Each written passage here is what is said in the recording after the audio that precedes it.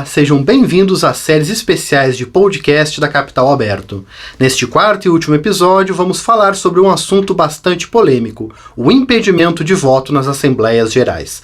Previsto no artigo 115 da Lei das Sociedades por Ações, o veto ocorre nas situações em que há conflito de interesses ou quando o sócio pode se beneficiar diretamente da votação. O problema é que nem sempre esse benefício ou conflito é claro, o que leva a CVM a ter que se debruçar com alguma frequência sobre polêmicas a respeito do tema.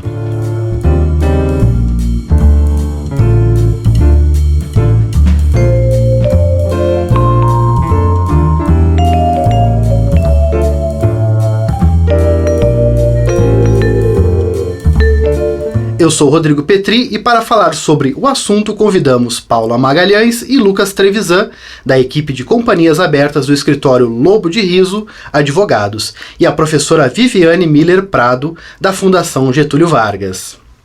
Olá, Lucas, o que diz a lei das SA sobre o impedimento de voto? Oi, Rodrigo, oi, Paula, oi, Viviane. Bem, a lei das SA, no artigo 115, ela proíbe o exercício do direito de voto de forma abusiva. Ou seja, o voto contrário ao interesse da companhia ou que cause dano à companhia ou algum outro acionista, ele é ilegal. Em geral, nos casos de abuso de direito de voto, estão relacionados a conflito de interesse. A lei, inclusive, nos parágrafos do artigo 115, dá alguns exemplos sobre esse impedimento, como na votação a respeito da aprovação do laudo de avaliação sobre bens conferidos ao capital social ou a aprovação das suas próprias contas quando o acionista é administrador. Viviane, quais são as dificuldades na hora de se verificar o conflito do controlador em determinadas matérias? Olá, Rodrigo. A dificuldade vem do momento em que se verifica ou se percebe um conflito de interesses.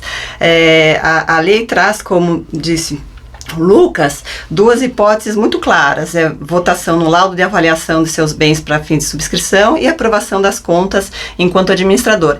E quando chega no momento de verificar se há um benefício particular e um conflito de interesses, quando se faz essa análise? Antes do voto, naquela situação onde é muito claro que a chance ou a lei teria a pretensão de evitar que aquele voto fosse dado por de tamanho conflito na relação a ser votada, ou espera-se a votação, faz-se análise do conteúdo para depois fazer, se verificar se houve ou não conflito de interesses. Então a dificuldade maior, a dúvida está no momento de aferimento se há ou não um conflito na deliberação dada pelo acionista, em princípio controlador. Acho que o importante de tentar observar aí é qual é o momento que se caracteriza, então, né, o voto abusivo, né, Lucas? Sim, o momento é muito importante, mas voltando na questão da análise do próprio conflito, a análise é extremamente subjetiva, principalmente no caso do controlador, porque o controlador ele tem duas funções, duas coisas que ele deve avaliar. Primeiro, a função dele como controlador, ele tem o direito de conduzir os negócios da companhia, portanto, ele deve influir na administração, e ele também tem que pensar que, às vezes, ele pode receber algum benefício, alguma coisa que pode fazer com que ele não seja adequado que ele vote naquele momento. Então, acho que a grande dificuldade para analisar o conflito de interesse do controlador nas matérias está nessa linha tênue entre saber onde acaba o dever do acionista controlador e começa o conflito. Paulo, você quer fazer algum complemento? Eu acho super relevante o que o Lucas acabou de falar, porque gira em torno do voto do controlador em diversas deliberações um pouco da ideia equivocada de que vira e mexe o controlador não pode votar. Eu acho que isso tem que ser desmistificado. Como bem disse o Lucas, o controlador tem sim um papel importante de conduzir os negócios da companhia, e eu não preciso nem aqui citar exemplos de companhias do capital pulverizado, em que o fato de não ter um controlador acabou por ser prejudicial para a própria companhia. É lógico que isso não dá carta branca para o controlador votar naquelas situações em que realmente há um conflito de interesses, ele realmente tem um benefício particular que pode ser em detrimento da companhia, e essa situação precisa estar muito bem caracterizada e sim, ele deve estar impedido de votar. Lucas, Qual a punição prevista em lei e pela CVM nos casos em que seja constatado o abuso do direito de voto? Bem, a CVM ela pode impor as penalidades do artigo 11 da Lei de Mercado de Capitais, a 6385, que pode inclusive ocorrer pela simples não abstenção do voto na Assembleia. Cabem sanções civis também, como as indenizações e reparações cabíveis, que o próprio artigo 115 já disse que o dano pode existir. Vale lembrar também que no caso do administrador acionista você pode ter uma quebra do direito do dever de lealdade desse administrador, que está lá no 5556 da Lei das SA. E além de tudo isso, você ainda tem a possível imputação penal, que o 177, parágrafo 2º do Código Penal, ele estabelece que incorre em pena de detenção de 6 meses a 2 anos e multa o acionista que, a fim de obter vantagem para si ou para outro, negocia o voto nas deliberações da Assembleia Geral. Viviane, tem algum exemplo de caso de punição que tenha sido registrada já? No âmbito penal que eu conheça, não, acho que não tem nenhum caso emblemático onde se pode falar que foi o âmbito penal que deu a principal resposta do sistema jurídico brasileiro. Essas questões de conflito são respondidas muito na via administrativa e o próprio mercado olha a jurisprudência, as decisões da CVM para pautar condutas em futuras assembleias de votar ou decisão de votar ou não. Então o penal, se existir, não é, diríamos, o principal mecanismo de se evitar condutas não desejadas no mercado. Concordo com a Viviane, eu acho que a principal esfera aqui administrativa tem também a parte judicial, muitas vezes, principalmente em pedidos de interrupção de assembleia, quando a CVM, e dentro do papel bastante limitado que ela tem de conceder ou de indeferir o pedido de interrupção, algumas vezes que ela decide por não interromper, vem na sequência uma medida judicial interrompendo e passando isso geralmente para a arbitragem, e a arbitragem decide depois sobre o conflito de interesses. E a Assembleia acaba por não acontecer.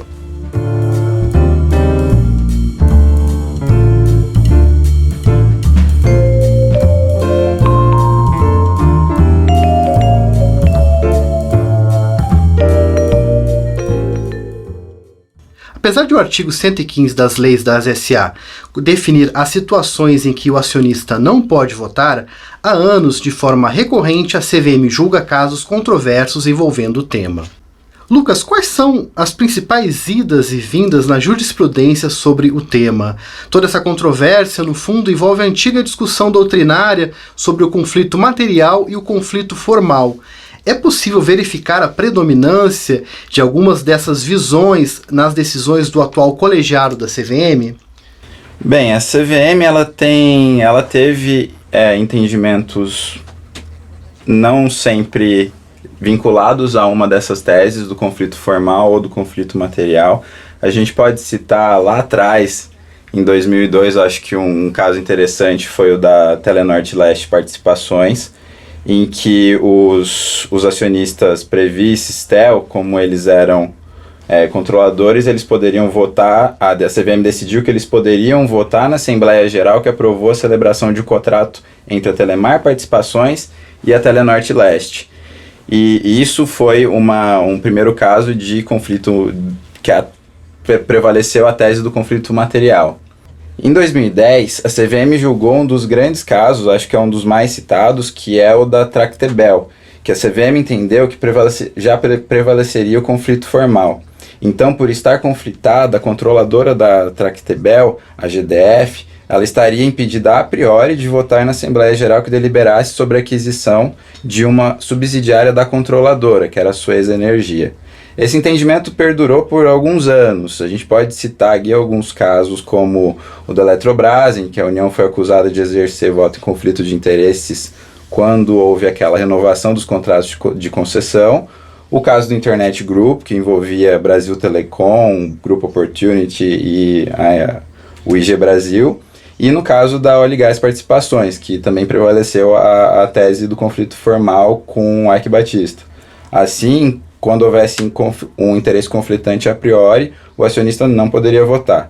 Em 2017, eu posso citar o caso da EMAI, que veio com uma decisão bastante interessante, que a CVM decidiu que o governo do estado de São Paulo, como acionista controlador da EMAI e da Sabesp, ele deveria votar para só depois poder ser considerado o conflito, que era meio que uma volta ao entendimento do conflito material, só que dadas as proporções de um caso que te envolvia o governo como acionista controlador. Viviane?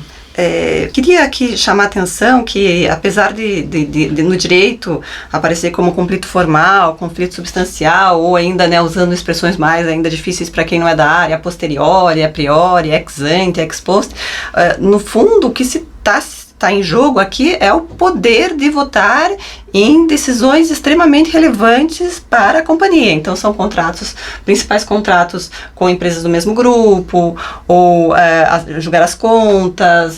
Tem uma série de questões negociais e que importam à empresa que são levadas à negociação. Então, essa discussão doutrinária ou dentro do regulador da Comissão de Valores Imobiliários traz uma grande insegurança jurídica, tanto sob a perspectiva do controlador, que não saberá se poderá decidir sobre questões relevantes da companhia, que são próprias da sua posição, e nem para o investidor, que também não percebe qual é o limite da governança corporativa e o limite dado ao controlador anteriormente ao investimento em determinada companhia. Então, essas indas e vindas da CVM, essas mudanças de posições em tema relevante, traz essa não percepção clara de como funciona o direito brasileiro, a fim de controlar, de assim, monitorar e eventualmente punir excessos e proteção do investidor ao mesmo tempo. Então, esse é um dos pontos que eu gostaria de chamar a atenção. Um outro ponto é que, no meu modo de ver, essa discussão tem que ser vista dentro de um contexto do sistema de enforcement brasileiro, porque, na minha visão, muitas vezes a opção pelo conflito formal é uma dúvida, uma desconfiança que o sistema jurídico não terá capaz de parar uma análise substancial posterior. Então, desde logo fala, olha, não vota porque eu não sei quem vai controlar uma eventual votação abusiva em conflito de interesses. E quem defende a posição substancial acredita que o sistema jurídico, em especial o Poder Judiciário, será capaz de anular uma decisão eventualmente conflitante, reparar os danos causados daquela decisão. Então, ela é um tema que é tratado juridicamente de uma maneira muito, às vezes, elegante, e a gente não percebe qual aonde começam as posições divergentes, mas traz muito de problemas maiores do nosso sistema jurídico, como efetividade, enforcement e segurança jurídica. Viviane, embora não haja dúvida de que o acionista administrador não pode votar em deliberações sobre suas próprias contas, a possibilidade dele votar em proposta de ação de responsabilidade contra si próprio já dividiu opiniões dentro do colegiado da CVM. Qual é a polêmica em torno desse assunto? A legislação brasileira é muito clara ao vedar a aprovação das contas pelo próprio administrador, mas não traz nenhuma consequência específica, ou não traz nenhum impedimento específico quando da propositura de ação contra o administrador em virtude das contas não aprovadas. Não sei se o nosso ouvinte sabe, mas para a companhia ajuizar uma ação contra o administrador, precisa de uma Assembleia Geral que tome a decisão desse ajuizamento. E a questão é, pode ou não um administrador que também é controlador decidir o ajuizamento da ação? Em um primeiro ponto, você vai falar, claro que ele está em conflito, porque, afinal de contas, é uma decisão sobre ajuizar ou não a ação contra o próprio administrador, e dificilmente alguém terá essa decisão, não, pode ajuizar a ação contra mim, né? É uma coisa humanamente impensável. Mas, no caso recente do Forja Taurus, essa discussão apareceu no colegiado da CVM, então a defesa trouxe o argumento de que cabe, de acordo com o princípio majoritário, cabe ao controlador decidir sobre ajuizar ou não a ação, e o minoritário, se não for decidido pelo ajuizamento, continua com o direito de pleitear o ressarcimento ou a responsabilidade do administrador, porque a lei confere a quem tem 5% do capital ajuizar, tem uma substituição processual e permite que se faça isso. De outra ponta, dentro do colegiado, você diz que isso não afasta a hipótese de conflito de interesses, todos esses mecanismos processuais. O que faz análise simplesmente se ele terá ali um benefício particular e se há um conflito de interesses.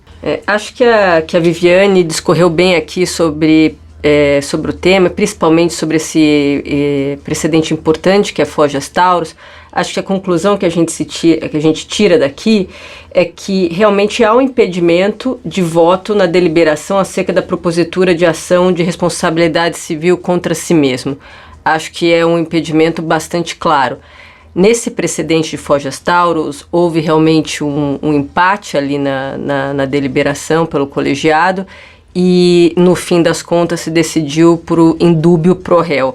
Mas é uma situação muito específica e peculiar. Acho que de uma forma geral a ideia ficou clara sobre a impossibilidade de votar na deliberação que trata da responsabilidade contra você mesmo.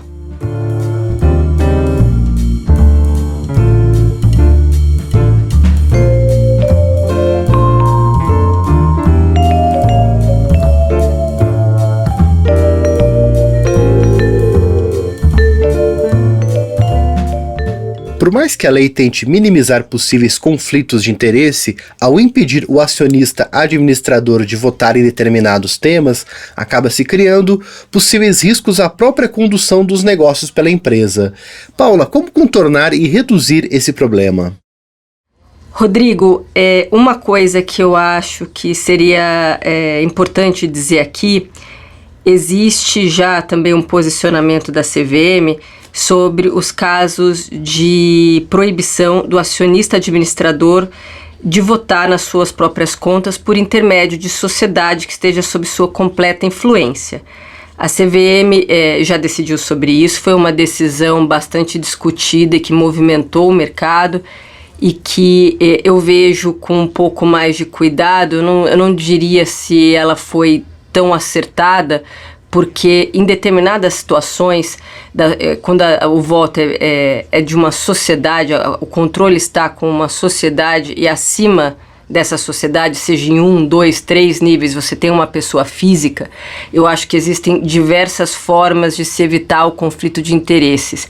E é importante que isso seja olhado com cuidado, porque se isso não acontecer, você acaba tirando o poder do controlador, dele conseguir conduzir os negócios da companhia que ele controla, que ele colocou ali o seu dinheiro também e tem o conhecimento do business da companhia, dele aprovar as contas da administração também. Então eu acho que é uma coisa que precisa ser olhada com bastante cuidado. Entendo, já tem decisão da CVM a respeito dizendo que é proibido, mas eu acho que é um ponto ainda em discussão.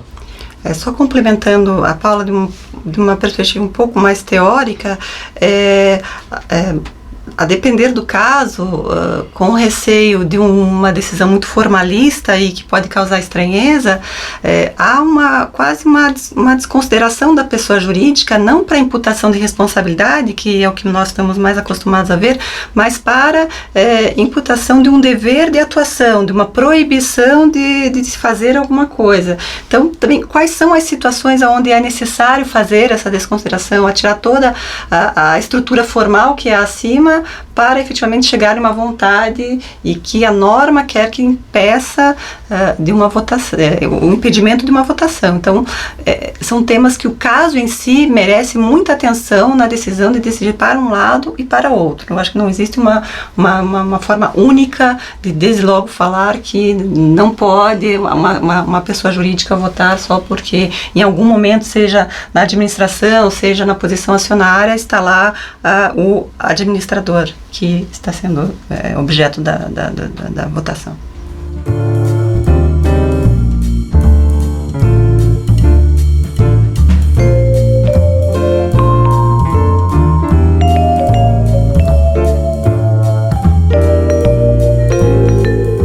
Lu, Lucas, dentro do contexto das assembleias, um ator que ganha relevância é o presidente de mesa.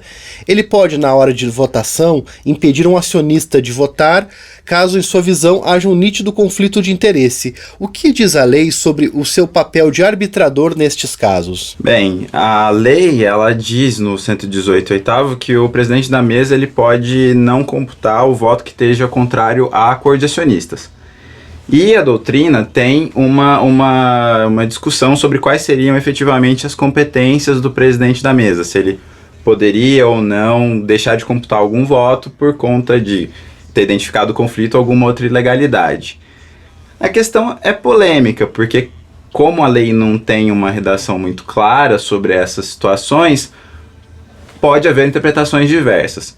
A opinião que eu acho que é pelo um pouco de bom senso, é que se o presidente da mesa identificar alguma ilegalidade ou conflito, ele poderia deixar de computar o voto, mas sempre lembrando que ele deve fazer isso de maneira fundamentada, porque caso ele também pode abusar do seu poder como presidente da mesa e ser contestado.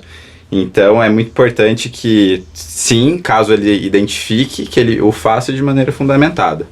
Complementando o que o Lucas falou, é bastante importante que se tenha consciência de que existe sim esse poder na mão do presidente da mesa, mas ele deve usar com bastante moderação, porque eu entendo que é apenas nos casos de um flagrante impedimento de voto em que ele poderia se posicionar e impedir o acionista de votar. O voto é um poder bastante importante que o acionista tem.